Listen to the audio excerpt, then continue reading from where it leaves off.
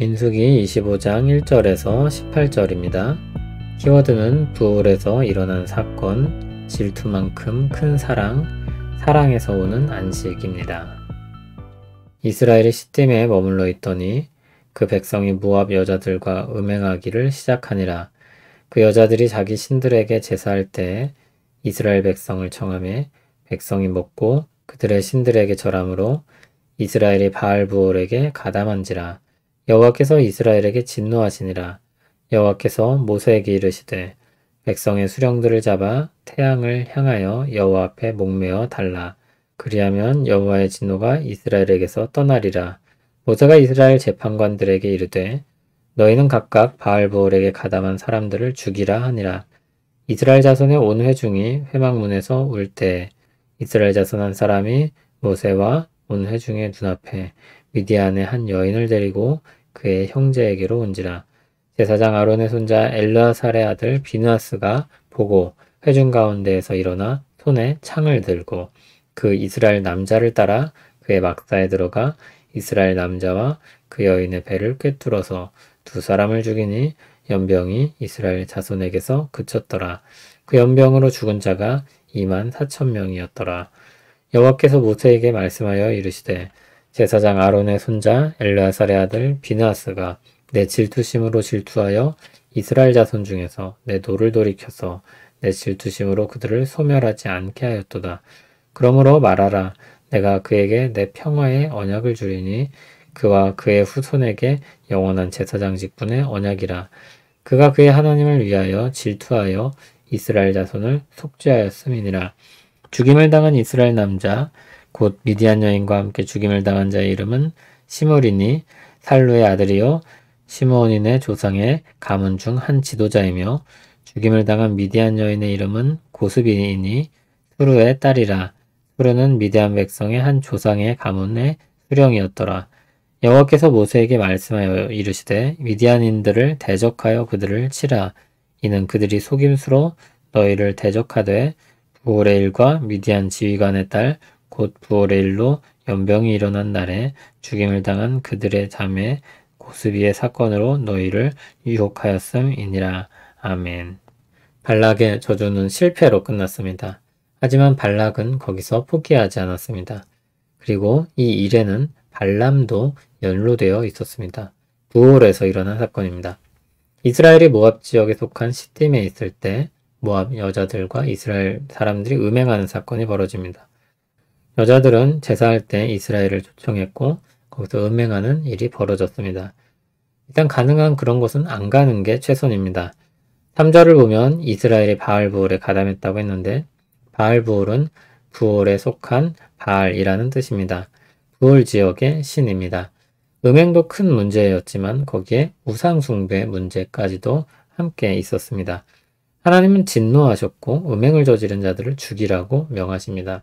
6절을 보면 음행의 장면이 생생하게 기록됩니다. 모세와 온 회중이 버젓이 보고 있는 중에 어떤 이스라엘 사람이 미디안 여인을 당당히 데리고 옵니다. 백주대낮에 너무나도 당당히 죄를 짓고 있습니다.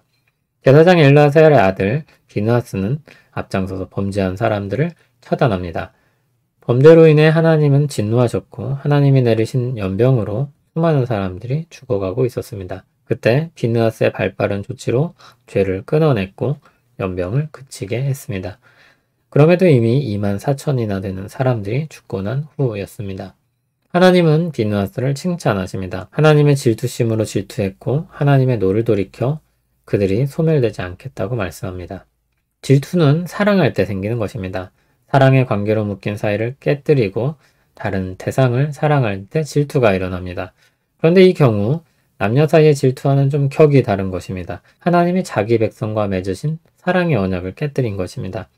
비느하스는 하나님의 그 질투하는 마음을 따라 하나님의 일을 수행한 것입니다. 그래서 칭찬을 받은 것입니다. 한 가지 주의할 것은 지금 그의 충성을 모양까지 가져와서 십자군과 같은 과오를 범해서는 안 될 것입니다. 하나님의 질투하시는 마음을 헤아리되 죄를 끊어내는 방식에 있어서는 지혜가 필요할 것입니다. 하나님은 영원한 제사장 직분의 언약을 약속하십니다. 그것을 평화의 언약이라고 부릅니다. 영원한 것이니 깨어지지 않을 것이며 평화의 언약이니 하나님이 주실 평화가 보장되는 것입니다.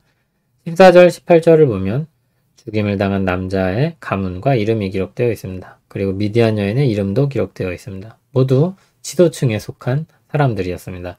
범죄의 무게가 굉장히 무거웠던 것입니다. 그들의 이름은 부끄럽게 남습니다. 미디안은 이 일로 인해 하나님의 대적이 되었습니다. 18절을 보면 이 사건은 모압과 미디안이 전략적으로 유혹하는 바람에 생겼던 일입니다. 그리고 민수기 31장 16절을 보면 이것은 발람의 꾀였습니다. 발람은 이스라엘을 축복하고 그냥 돌아가는 것처럼 보였지만 발락에게 한 가지 꾀를 남기고 떠난 것입니다. 발람의 평가는 여기까지 보고 생각해야 하는 것입니다. 하나님 백성에게 유혹이 들어왔고 그들은 넘어지고 맙니다. 죄를 끊어내기까지 그들은 하나님의 강력한 벌을 받게 됩니다. 벌이 강력한 만큼 하나님의 사랑이 컸던 것입니다. 질투는 사랑에서 나오는 것이기 때문입니다. 관심도 없는 사람의 일에는 질투가 일어나지 않습니다. 자신이 아끼고 사랑하는 만큼 질투가 커집니다. 하나님께서 이스라엘을 크게 치신 것을 생각하면 이스라엘을 향한 하나님의 사랑도 크다는 것을 알게 됩니다. 그 질투 또는 그 사랑을 따라 충성한 비느하스의 활약이 돋보입니다. 구약시대의 정황에서 죄를 단호하게 끊어냈습니다. 그리고 그렇게 죄를 끊어냈을 때 하나님께서 다시 이스라엘에게 은혜를 베푸시고 평화를 주셨습니다. 하나님은 질투하여 진노하셨지만 죄를 제거할 때 다시 평화로운 관계를 이어가게 하셨습니다. 예수님의 십자가는 하나님과 우리를 평화롭게 하는 것입니다. 거기다 우리 모든 죄에 대한 형벌이 내려지며 우리가 받을 정죄는 소멸됩니다. 예수님께서 하나님과의 관계를 평화롭게 하셔서 우리가 하나님께 나아갈 수 있게 하셨습니다. 예수님 안에서 우리는 담대히 얼마든지 나아갈 수 있게 되었습니다. 예수 그리스도 안에서 하나님과 우리의 관계는 영원한 평화를 누립니다. 하나님과 우리의 관계는 단순한 법적 관계가 아닙니다.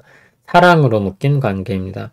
사랑하는 사람에게 사랑을 요구하고 원하듯이 하나님은 우리에게 사랑을 바라십니다.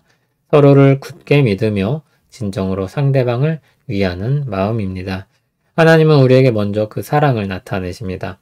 주님의 십자가를 통해 아주 분명하게 나타내십니다. 그 십자가를 보며 우리도 주님을 사랑하도록 부름받습니다. 그 사랑으로 말미암아 우리는 하나님과 평화를 누립니다. 이것은 협박이 아닙니다. 진정한 마음을 원하는 것입니다. 이것은 강요가 아닙니다. 지극한 사랑을 바라시는 것입니다. 이것은 억지가 아닙니다. 참된 평화를 위한 삶의 방식입니다. 우리는 하나님과 화목한 행복으로 부름을 받고 있습니다.